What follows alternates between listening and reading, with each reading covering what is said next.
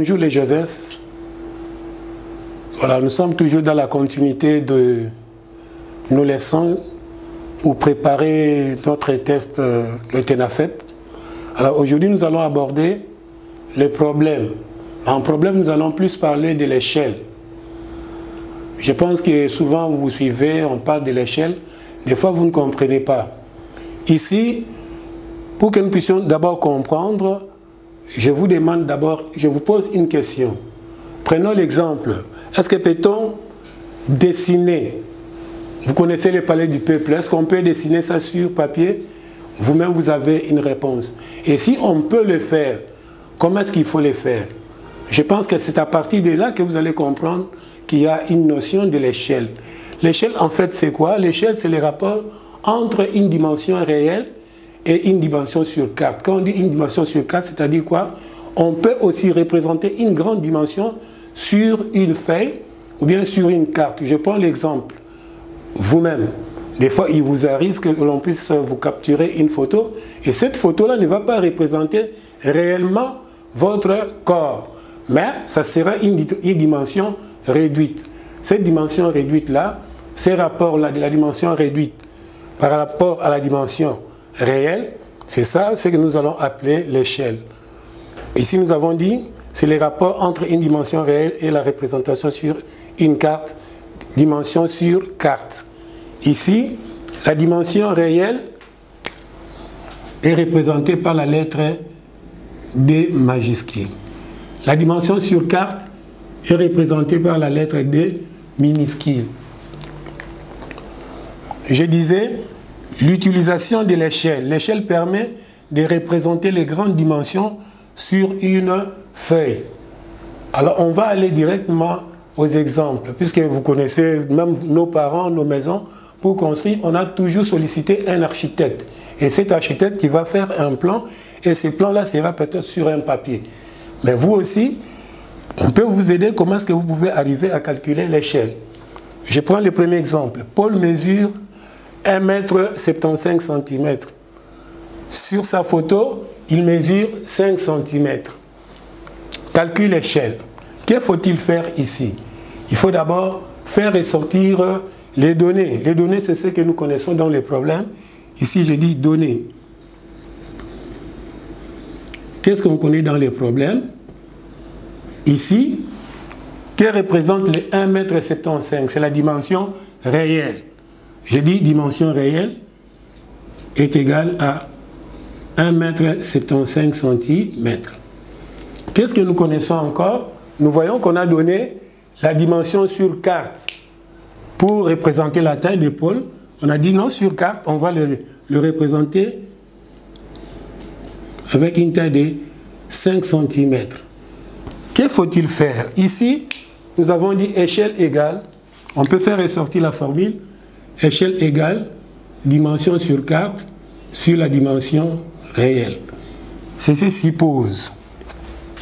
La dimension sur carte, c'est combien? C'est 5 cm.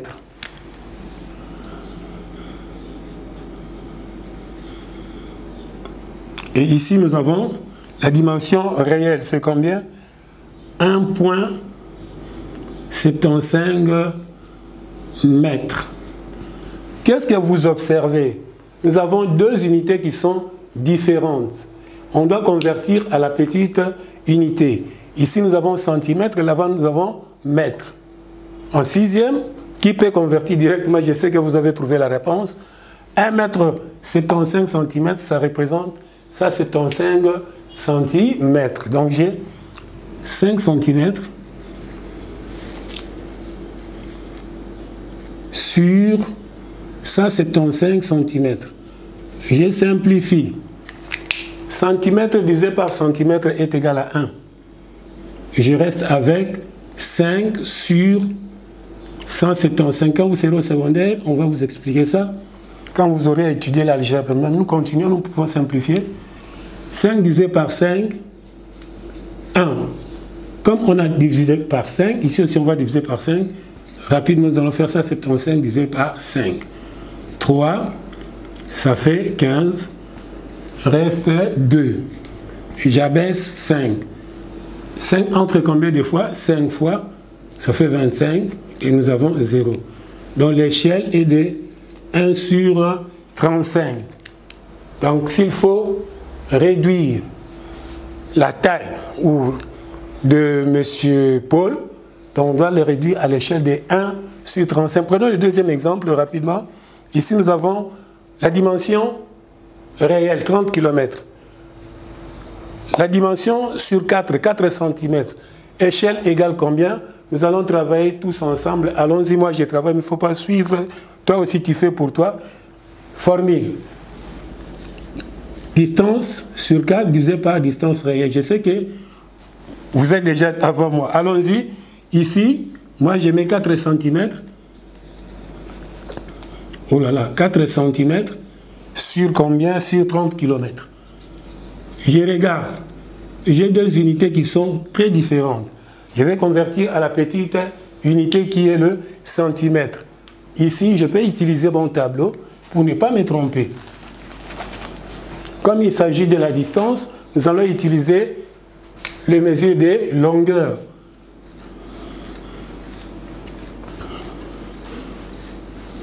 Ici, j'ai kilomètre, hectomètre, décamètre, mètre, décimètre, centimètre et millimètre.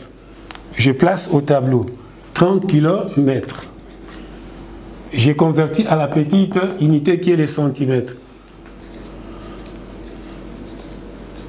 Donc ça représente combien? J'ai trouvé 4 cm sur 3 millions. 3 millions de centimètres. Et je simplifie. Ici, pour simplifier, je peux regarder. Centimètre par centimètre, ça fait 1. Est-ce que 3 millions est divisible par 4? Oui, nous pouvons toujours essayer. 4 divisé par 4. 1. Et 3 millions divisé par 4, rapidement nous allons calculer. On prend seulement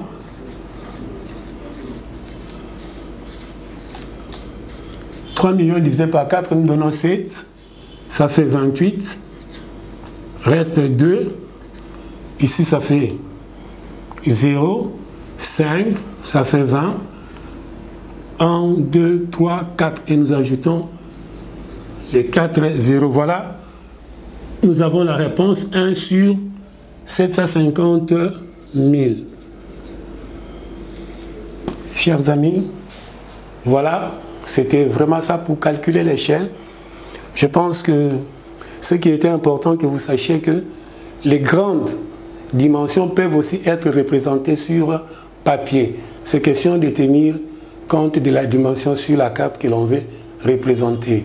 Ici, je vous laisse travailler seul à la maison tout en respectant les gestes barrières. À la prochaine.